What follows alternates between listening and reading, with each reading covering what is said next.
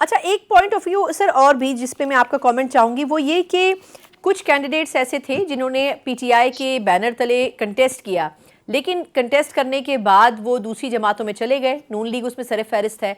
तो अब पीटीआई उनके लिए क्या लीगली कुछ कर सकती है, या अब जो भी है प्रोसेस तो है लेकिन उसको बर्दाश्त करेगी, क्योंकि अब कुछ ना कुछ कैंडिडेट्स तो ऐसे होंगे जो कि हाईजैक कर लिए जाएंगे?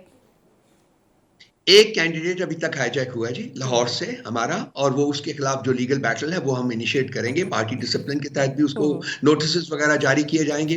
और मेरा ख्याल है कि अगर इसने फ्लोर क्रॉस किया है तो जो सुप्रीम कोर्ट की जो जजमेंट है उसके मुताबिक इसकी पकड़ भी हो सकती है। वो हम पूरा पूरा जो जो भी हमारा जो कॉन्स्टिट्यूशनल और लीगल राइट है उसको हम फुली एक्सरसाइज करेंगे और हम आखिरी कदम तक जाएंगे। ठीक। अच्छा, एक और से टेक्निकल सवाल वो ये कि क्योंकि जब MWM या जमात इस्लामी या किसी और पार्टी से इत्तेहाद करने की बात की जा रही थी तो उसका एक मकसद था कि अक़लियतों की जो नशिस्तें और ख़वातीन की मखसूस नशिस्तें हैं वो ली जाएं।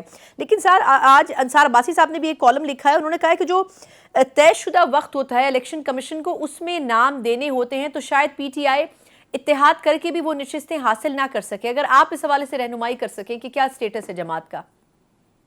अंसार अब्बासी की बात आप ना ही किया करें तो बेहतर है, क्योंकि वो इंसान एक एजेंडा के तहत कॉलम्स लिखता है, वो एजेंडा के तहत अल्फाज बोलता है। सो उसका रिटन एंड स्पोकन वर्ड जो है वो प्री सोल्ड होता है, वो अच्छा, बिका हुआ था। लेकिन टेक्निकल ग्राउंड के ऊपर अगर सर आप बता सकें। मैं आपको बताता हूँ। जो सेंटर में हमारा इत्तेहाद MWM के साथ है, जी। तो मेरी इंफॉर्मेशन यही है कि जी उन्होंने एक अपनी जो लिस्ट थी सीट्स की वो भेजी हुई थी। हम उसकी बेसिस के ऊपर इलेक्शन कमीशन में जाएंगे और अपना कोटा वहां से उनके साथ मिलके मांगेंगे। पंजाब में ये जो बात है ये इस तरीके से है कि उनका एक बंदा जो है उसको उन्होंने अपना टिकट भेजा था, लेकिन वो टिकट जो था वो उस तक नहीं पहुंच सका था किसी वजह से। सो उसको इंडिपेंडेंट के तौर के ऊपर उस टिकट के बगैर इलेक्शन लड़ना पड़ा था। वो इलेक्ट हो गया था, लेकिन वो वापस में इलेक्शन के बाद वो वापस MWM में आ गया हुआ है। सो एक टेक्निकलिटी है जिसको हम फाइट करेंगे। हमारे वकला की टीम ने हमें बताया है कि वो हमारा फुल वहाँ हमें तवक्को है, कुलियतन तवक्को है कि जी वो भी हम हासिल कर लेंगे। जहां तक KP का है वो मैंने ऑलरेडी आपको कह दिया कि हम लड़ाई वो जो है लीगल बैटल है वो PTI नहीं, के बिल्कुल प्लेटफॉर्म से क्लैरिटी, बिल्कुल क्लैरिटी सर। अब बड़ी दिलचस्प सूरत हाल है कि PTI ने तो कह दिया है कि अगर हम नहीं हुकूमत बना सके तो हम चले जाएंगे अपोजिशन बेंचेस पर, लेकिन JUI फे ने भी आज कह दिया है कि हम अपोजिशन में बैठेंगे। पीपल्स पार्टी ने भी कह दिया है कि हम हुकूमत को सपोर्ट करेंगे लेकिन हम अपोजिशन में बैठेंगे। तो फिर इसका मतलब क्या होगा? क्या PTI को सप्रेस कर दिया जाएगा अपोजिशन में, या स्पेस नहीं दिया जाएगा? आप अपोजिशन की क्या शक्ल बनती हुई देख रहे हैं कि फिर आप इन पार्टीज के साथ तो फिर चलना पड़ेगा बहैसियत अपोजिशन PTI को भी? देखिए, अपोजिशन में अगर हम हाइपोथेटिकल बात कर रहे हैं, हाइपोथेटिकल बात जी कर जी रहे हैं, क्योंकि जी, अभी वो बहुत कुछ होना बाकी है। बिल्कुल।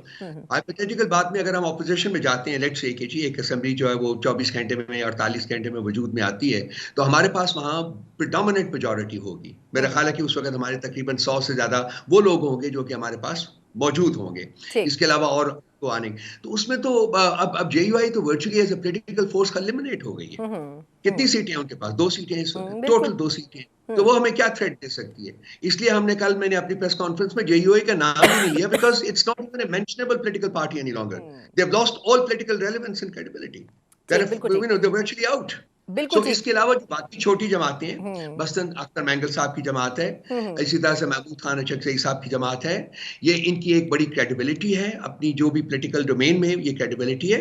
इनके साथ हम मिलकर बात करेंगे। बल्कि कल मैं जब खान साहब को मिलने गया तो उन्होंने मुझे एक मैंडेट दिया है और मुझे उन्होंने ऑथराइज किया है, बल्कि उनका हुक्म है ये कि मैं इन तमाम पॉलिटिकल पार्टीज के साथ राब्ता करूं और पाकिस्तान में जमहूरी इक़्तिदार के फ़रोग़ के लिए इनसे इनसे एक कॉमन प्लेटफॉर्म के ऊपर इकट्ठा हुआ। तो मैंने आज ये लिस्ट बनाई है उन तमाम पॉलिटिकल पार्टीज की। इंशाअल्लाह ताला मैं 1 या 2 दिन में इनके साथ राब्ता करना शुरू करूंगा और अनकरीब कोशिश करेंगे कि हम एक डेमोक्रेटिक वैल्यूज को प्रमोट करने के लिए इन सब लोगों के साथ मिलकर एक कन्वेंशन किया जाए इस्लामाबाद में या किसी और जगह में। सो इनके साथ हम बिल्कुल बिल्कुल मिल के आगे चलेंगे। ठीक, आखिरी